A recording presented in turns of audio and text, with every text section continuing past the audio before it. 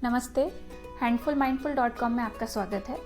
आज मैं मार्केट में मिलने वाले 15 बेबी डस्टिंग पाउडर को उनके इंग्रेडिएंट के बेसिस पे रिव्यू करूंगी और आपको बताऊंगी कि मेरी एनालिसिस के हिसाब से मैं किस प्रोडक्ट को रिकमेंड करती हूं और किस प्रोडक्ट को रिकमेंड नहीं करती।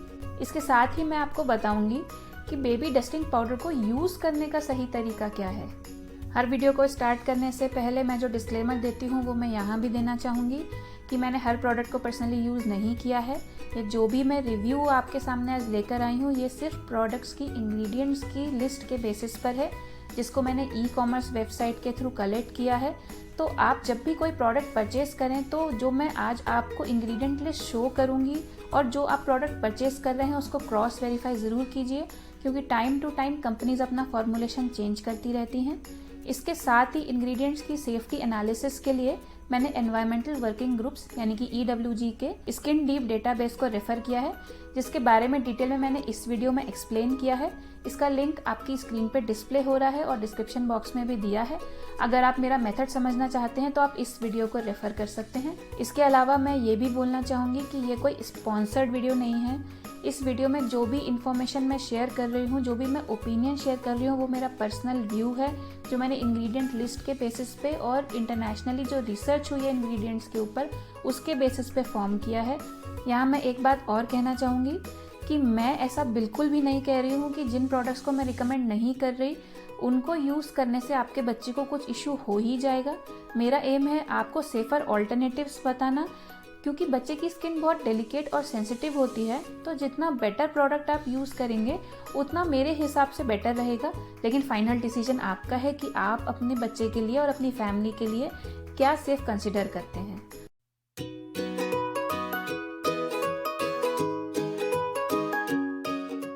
अब सबसे पहले बात करते हैं कि बच्चे के ऊपर डस्टिंग पाउडर जो होता है उसको यूज़ कैसे करना है। तो कभी भी आप डस्टिंग पाउडर को डायरेक्टली बच्चे के ऊपर ऐसे बॉडी के ऊपर स्प्रिंकल ना करें, क्योंकि उसके जो छोटे छोटे पार्टिकल्स होते हैं वो बच्चे की रेस्पिरेटरी ट्रैक्ट यानी कि सांस की नली में सेटल हो जाते हैं, जो एलर्जी या फिर इरिटेशन का रीज़न हो सकते हैं।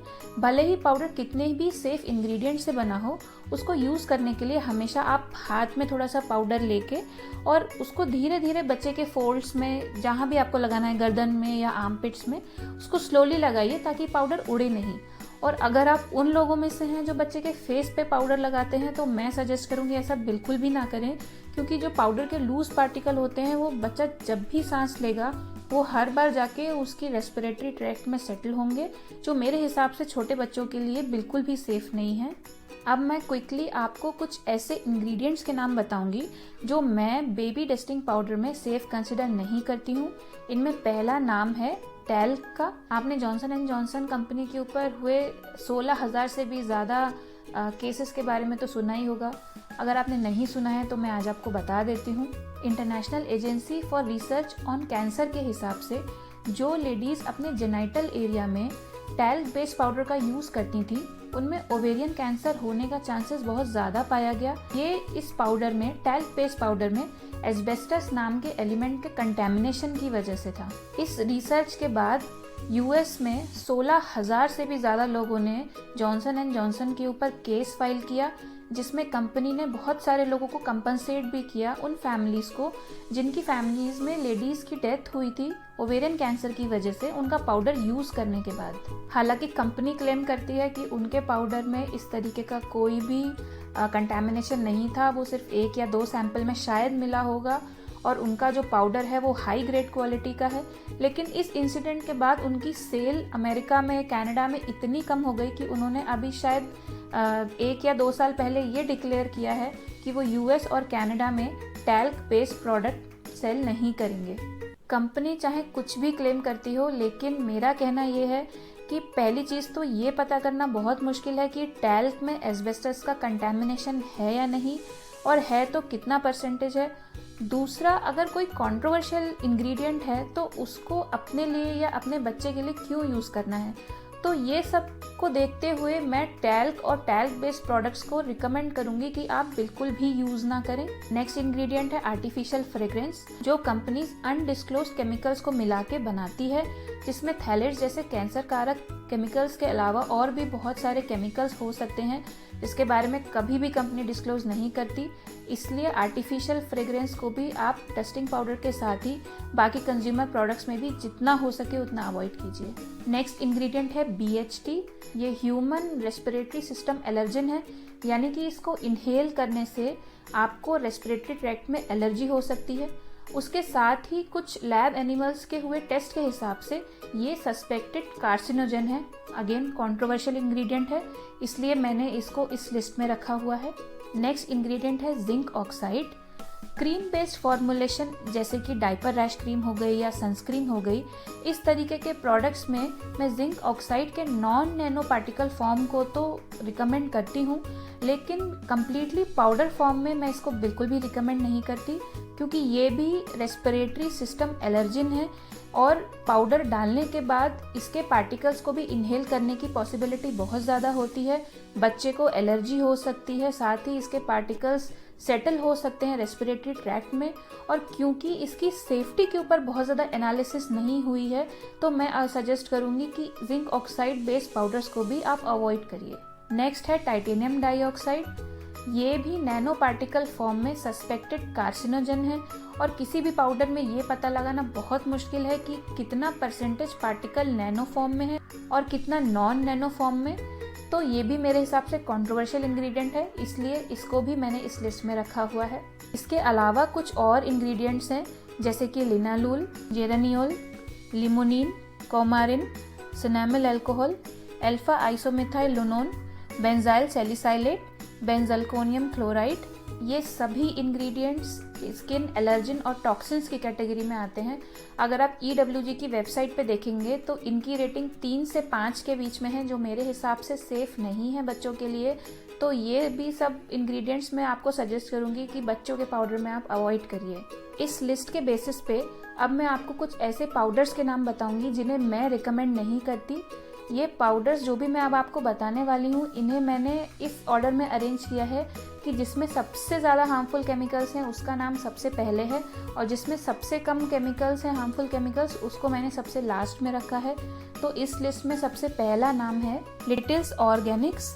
इसमें टैल्क है, जिंक ऑक्साइड है, परफ्यूम है, लिनालूल है, जेरानियोल है, कोमारिन, butyl phenyl methyl प्रोपियनॉल।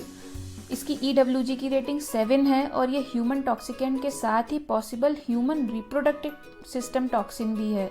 Cinnamon alcohol है, alpha isomethyl ionone, benzyl salicylate, limonin.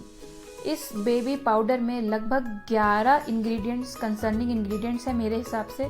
मैं यहाँ आपको सजेस्ट करूँगी कि एक बार इसके इंग्रेडिएंट्स आप क्रॉस चेक ज़रूर कर लीजिए, क्योंकि मैंने ये इंग्रेडिएंट्स ई-कॉमर्स वेबसाइट से लिए हैं।